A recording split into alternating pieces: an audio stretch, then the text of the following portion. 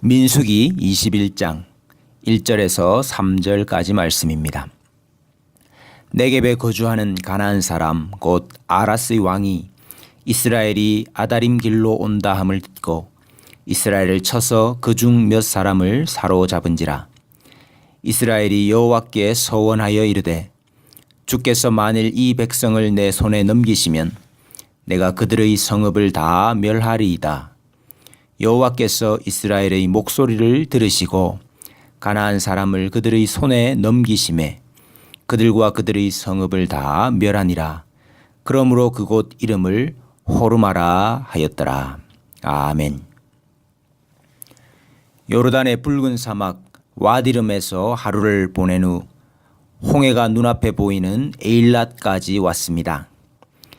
에일랏은 솔로몬이 무역을 위해 재건했던 항구 도시 에시온 게벨입니다. 우리는 그곳의 아라바 국경을 통해 다시 이스라엘로 들어왔습니다. 그리고 아라바 광야 최남단에서부터 예루살렘을 향해 북진했습니다. 지구상에서 가장 오래된 구리광산 팀나를 지나 예루살렘에서 남쪽으로 약 110km 떨어진 여리고에 가까운 아라드라는 도시에서 여장을 풀게 되었습니다. 이스라엘 백성들은 40년이 넘게 걸린 길을 우리는 단 몇 시간 만에 도착했습니다. 아라드는 유대 산지에서 네게부와 에돔으로 가는 길과 사해에서 남쪽 해변으로 가는 길이 만나는 곳에 위치하고 있기 때문에 고대로부터 도시가 발전할 수 있었습니다. 청동기 시대 아라드는 크고 요새화된 도시였고 북부 네게부를 다스리는 가나안의 중요 도시였습니다. 가나안의 도시 아라드는 2,500명 정도의 인구가 있었고 두께가 2.4km, 길이가 1.2km에 달하는 요새화된 성벽으로 둘러싸여 있었습니다. 성벽에는 2개의 성문이 있었고 도로가 잘 연결되어 있었으며 비가 오면 빗물을 모으는 저장고도 있었습니다. 하나님은 자기 백성의 목소리를 들으시는 분이십니다. 출애굽은 하나님께서 자기 백성의 목소리를 들으시고 이루신 일이었습니다. 하나님이 그들의 고통 소리를 들으시고 하나님이 아브라함과 이삭과 야곱에게 세운 그의 언약을 기억하사 했습니다. 그러나 애굽에서 나온 그들의 말은 어떠했습니까? 가나안 땅을 정탐하고 난 뒤에 그들은 믿음 없는 말, 하나님의 약속을 악평하는 말을 했습니다. 그 결과 그들 중에는 아무도 가나안 땅에 들어가지 못하게 되었습니다. 신명기 1장 34절에 여호와께서 너희의 말소리를 들으시고 노하사 맹세하여 이르시되 이 악한 세대 사람들 중에는 내가 그들의 조상에게 주기로 맹세한 좋은 땅을 볼 자가 하나도 없으리라. 그래서 광야 40년의 생활을 했습니다. 그래도 그들의 말은 바뀌지 않았습니다. 이스라엘의 본격적인 광야 여정은 이렇게 시작됩니다. 여호와께서 들으시기에 백성이 악한 말로 원망하매 여호와께서 들으시고 진노하사 여호와의 불을 그들 중에 붙여서 진영 끝을 사르게 하시매. 광야 교회는 실패하는 교회였습니다. 그들의 목소리가 그것을 말해 줍니다. 물이 없다고 원망했습니다. 먹을 것이 만나와 메추라기밖에 없다고 원망했습니다. 길이 험하다고 불평했습니다. 미리암은 모세를 향하여, 고라와 다단은 아론과 모세를 향하여 반역했습니다. 그러던 중 광야 한가운데서 만난 오아시스처럼 광야 교회가 가나안 땅의 한 부분을 얻게 되는 일이 일어납니다. 백성들의 원망과 불평, 믿음 없음의 목소리로 인해 징계와 심판만이 가득했던 그 교회에 백성들의 목소리를 들으시고 구원을 베푸시는 일이 일어납니다. 네겝에 거주하는 가나안 사람 곧 아랏의 왕이, 이 아랏이 바로 아라드입니다. 아랏의 왕이 이스라엘이 아다림 길로 온다함을 듣고 이스라엘을 쳐서 그 중 몇 사람을 사로잡은지라. 이스라엘이 여호와께 서원하여 이르되 주께서 만일 이 백성을 내 손에 넘기시면 내가 그들의 성읍을 다 멸하리이다. 그들의 성읍을 다 멸하리이다. 멸한다는 말이 하람, 즉 헤렘입니다. 이 소원은 하나님께서 주시겠다 약속하신 것을 하나님께서 주신다 하는 믿음의 고백입니다.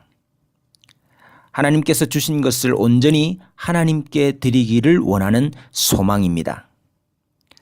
탐욕의 광야에서 자기 자신을 포기한 기적 같은 고백입니다.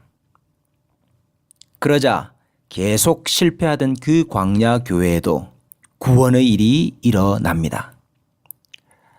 여호와께서 이스라엘의 목소리를 들으시고 가나안 사람을 그들의 손에 넘기심에 그들과 그들의 성읍을 다 멸하니라.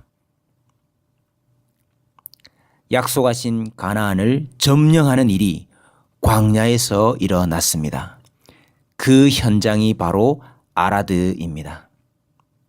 아라드는 실패했던 광야 교회에게 주셨던 첫 번째 가나안 땅이었고 약속의 선물이었습니다. 그 일은 여호와께서 이스라엘의 목소리를 들으시고 행하신 일이었습니다. 아라드에서 우리는 우리의 입과 혀를 점검해 봅니다. 우리의 목소리를 점검해 봅니다. 하나님을 향하여, 사람을 향하여 원망과 불평과 믿음 없음의 말이 많습니까? 아니면 하나님께 부르짖는 소리, 하나님의 약속을 기억하는 말, 하나님이 하신다는 믿음의 말이 많습니까? 하나님은 우리의 소리를 들으십니다. 불평, 원망, 믿음 없음의 말로 광야에서 패배했던 이스라엘이 아니라 믿음의 말로 아라드를 차지하는 이스라엘이 되어야 할 줄로 믿습니다. 현대에 와서 한국에서 이 아라드가 주목을 받은 적이 있었습니다. 회복이라는 한 편의 다큐멘터리 영화 때문이었습니다. 아라드는 정통 유대인들의 세력이 강한 곳입니다. 그래서 이곳에서 예수를 메시아로 믿는 메시아닉 주들이 많은 고초를 당합니다. 회복이라는 영화는 바로 그 장면들을 보여주고 있습니다. 매주 토요일마다 메시아닉 주가 예배를 드리는데 유대인들은 예배당 입구에 서서 들어가는 사람들의 옷을 잡아당기며 배신자라고 욕을 합니다. 예배를 드리고 있노라면 밖에서 소리를 지르고 욕을 하고 돌멩이를 던져 유리창을 깨고 교회 주변에 휘발유를 뿌리고 불을 지르기도 합니다. 이 교회의 목사님 집에는 매주 유대인들이 몰려와 데모를 합니다. 결국 교회는 마을에서 예배를 드릴 수가 없어 쫓겨납니다. 30분 정도 차를 타고 교회 들판으로 나가 예배를 드립니다. 그들의 예배 모습을 보겠다고 한국에서 온 성도들이 에어컨이 빵빵 나오는 관광버스를 타고 그들의 예배 현장에 내립니다. 한국교회 성도들의 낯이 뜨뜻해지는 장면이 나옵니다. 예수 믿는다는 사실이 발각되면 직장에서 쫓겨납니다.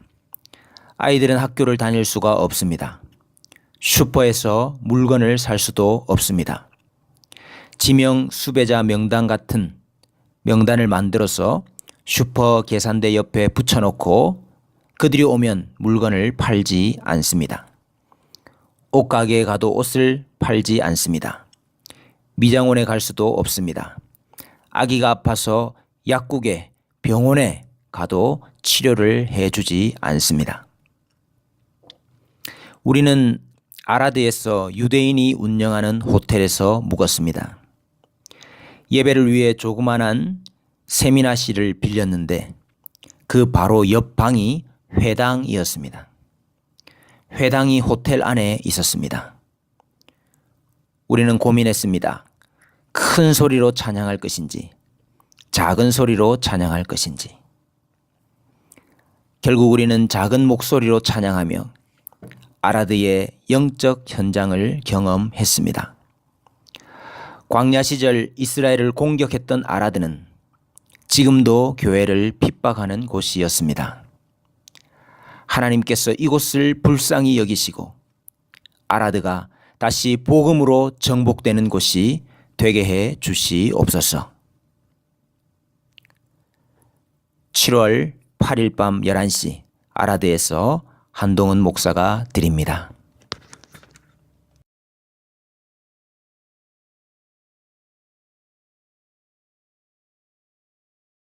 송축하라